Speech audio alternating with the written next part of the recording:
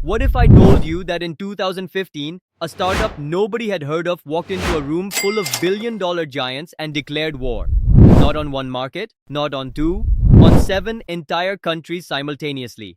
The experts didn't just doubt them, they laughed. Lazada had Alibaba's war chest. Tokopedia owned Indonesia's heart. The game looked over before it started. But that laughable startup was Shopee, and they were about to pull off the most shocking heist in business history, stealing an entire region from under the noses of tech's biggest players. Picture the battlefield in 2015. The giants looked invincible. Lazada sat comfortably with Alibaba's massive backing across 6 countries. Tokopedia ruled Indonesia with millions of sellers. Industry experts nodded confidently. The market was divided. Game over. But here's what nobody saw coming. These giants were cracking from within. Lazada was falling apart. Management kept changing like musical chairs. The Alibaba takeover slowed everything down when speed was everything. But their biggest mistake? They chased premium brands and higher prices. They dismissed what Southeast Asian customers actually wanted: cheap products that didn't break the bank. The entire region was drowning in trust issues. 70% of adults were unbanked or underbanked. Paying online felt like throwing money into a black hole. Cash was still king. People preferred walking to physical stores rather than risking their money online. And when they did order, packages came late, damaged, or not at all. The infrastructure wasn't ready. But here's the killer mistake. These companies treated Southeast Asia like one giant market. Wrong. 7 different countries, different languages, different currencies, different cultures. Shopping behaviors built over centuries. What worked in Singapore crashed in Vietnam. Payment methods perfect for Thailand were useless in the Philippines. They pushed one-size-fits-all solutions because it was cheaper. Meanwhile, something massive was happening. Smartphone adoption was exploding. Mobile became how people accessed the internet. But every major platform was built for desktop computers. Their mobile apps were disasters. Clunky, slow, impossible to navigate with thumbs. Billions had been poured in. Years of development. Yet customers were frustrated by broken apps, weak localization, and logistics that excluded huge populations. The market looked dominated from outside, but it was wide open for someone who understood the real problems. Enter Shopee with a strategy that made everyone question their sanity. 7 markets simultaneously: Singapore, Malaysia, Thailand, Indonesia, Vietnam, Taiwan, Philippines. Each got its own platform from day one, not some half-hearted translation job. Shopee started consumer to consumer. Anyone could sell anything. No warehouses, no inventory, just people selling to people through phones. This looked incredibly risky when Lazada was raising enormous money for warehouses and huge teams. Most experts believed business to consumer was the only way to scale. Professional sellers, strict quality control, complex logistics. But here's the genius part. Shopee's model was perfect for Southeast Asia's reality. C2C let millions of small sellers join instantly. Small shops that couldn't afford Lazada's fees suddenly had a platform. Within months, millions of sellers across 7 countries created incredible product variety nobody had seen before. Then came Shopee's masterstroke, the Shopee guarantee. Payments went into escrow until buyers confirmed delivery. Something went wrong? Money back, no questions asked. This single feature killed the massive trust problem plaguing the region forever. Many people were terrified of online payments. The guarantee provided that crucial safety net. They could try online shopping without risking everything. Shopee was mobile first from day one. Native apps built for thumbs and small screens. Clean interface, lightning fast. Shopping felt natural, not like wrestling with desktop sites shoved into mobile. But it also felt social. Sellers could chat with buyers. Users followed favorite shops. The app felt human, not corporate and sterile. Here's where Shopee's strategy gets fascinating. They didn't build one app for all markets. They built 7 completely localized apps that felt native. Each country got unique features, design elements, functionality. Singapore's app looked completely different from Indonesia's. Thailand's colors were distinct from Vietnam's. This wasn't basic translation. This was full cultural adaptation that went deep into local preferences. Most competitors used one platform with basic translation. Running 7 apps meant exponentially more costs, testing, maintenance headaches. Many leaders would have shut this down immediately. But Shopee went all in. Local testing revealed different visual preferences and user flows. They adjusted everything per market.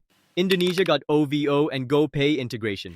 Vietnam got motorcycle delivery tracking through Ho Chi Minh's crazy streets. Each app matched local habits perfectly. Marketing was equally brilliant. Thailand got stars from popular Thai dramas. Indonesia got football team sponsorships and beloved local celebrities. Muslim majority markets saw Ramadan-themed deals. Singapore, Malaysia, Taiwan got red designs and lucky numbers for Chinese New Year. Everything felt authentically local. But Shopee's secret weapon was gamification. They turned shopping into entertainment.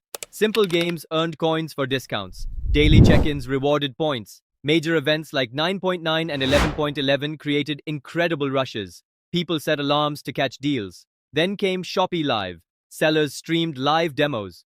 Viewers chatted and ordered in real time. Influencers hosted makeup tutorials, fashion hauls, cooking demonstrations. Live streaming plus gamification lifted event orders up to 240% increases. This perfectly matched regional mobile habits. People spent hours on social apps and short videos. Shopee made shopping feel like browsing social feeds. Commerce and entertainment blended seamlessly. Addictive experience that kept users engaged for hours. The localized apps built genuine trust.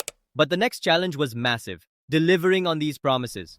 Shopee faced a critical choice. Rely on partners who couldn't scale or build their own system from scratch. Southeast Asia's logistics were brutally challenging. Indonesia has 17,000 islands across 3 time zones. Rural Vietnam and Thailand needed motorcycle deliveries on dirt paths that turned muddy during monsoons.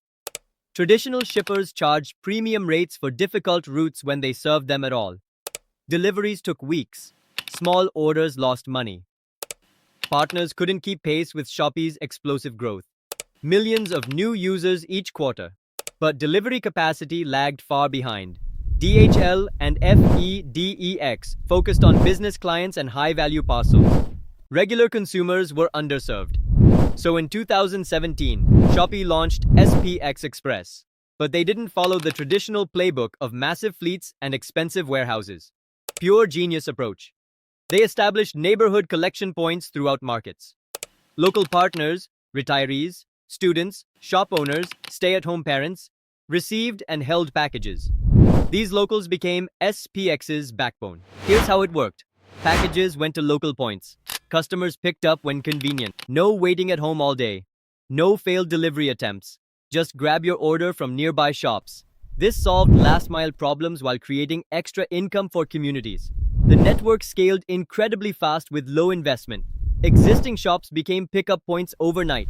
Local people who knew neighborhoods handled final handoffs. By 2024, SPX Express moved huge shares of Shopee parcels and controlled roughly a quarter of regional logistics. Deliveries became faster and cheaper per order, though operations grew complex and margins felt pressure. But solving logistics wasn't enough. Shopee knew payments were the real battlefield. ShopeePay launched in Indonesia in 2018, targeting massive banking access problems. It grew rapidly, becoming key for previously unbanked users. By 2023, widely used across platforms. Digital wallet integrated seamlessly while keeping cash on delivery for users not ready to go fully digital. C Limited's ecosystem added incredible strength. Garena brought millions of gamers who crossed over for accessories and electronics. C-Money powered payments across services. Shared data improved recommendations and personalization. The flywheel kicked in. More users generated better insights. Better insights drove sharper recommendations. Higher conversions attracted more sellers. Better selection attracted more users. With logistics, payments, and ecosystem advantages locked in, Shopee was ready for the ultimate test. Indonesia was Tokopedia's fortress, home turf, 270 million people, Southeast Asia's largest economy, massive share of regional e-commerce value. Winning here meant everything. Tokopedia had built since 2009, held 35% market share with deep local relationships and government partnerships.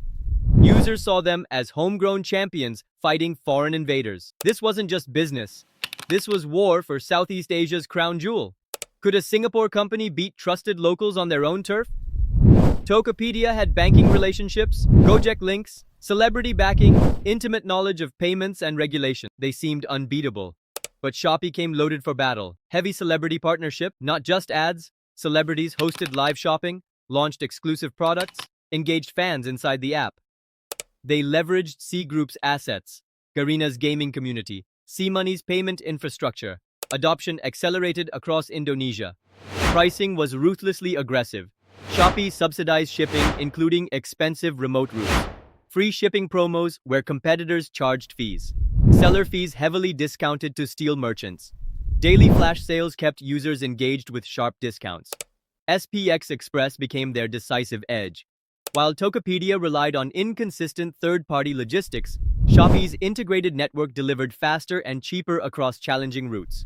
Rural Java buyers got 2-day delivery instead of 2-week waits. Remote islands moved at standard rates instead of expensive air freight. Most analysts laughed. They said Shopee would burn cash and die in months. But within a year, the numbers began shifting. Slowly, the fortress walls cracked. By 2023, Shopee held 36% market share versus Tokopedia's 35%. An incredibly narrow lead that represented massive victory for the challenger. Both doubled down on live commerce, influencers, logistics improvements. Shopee maintained advantage through superior mobile experience and integrated ecosystem benefits Tokopedia couldn't match. The lesson was crystal clear. Being first or local wasn't enough.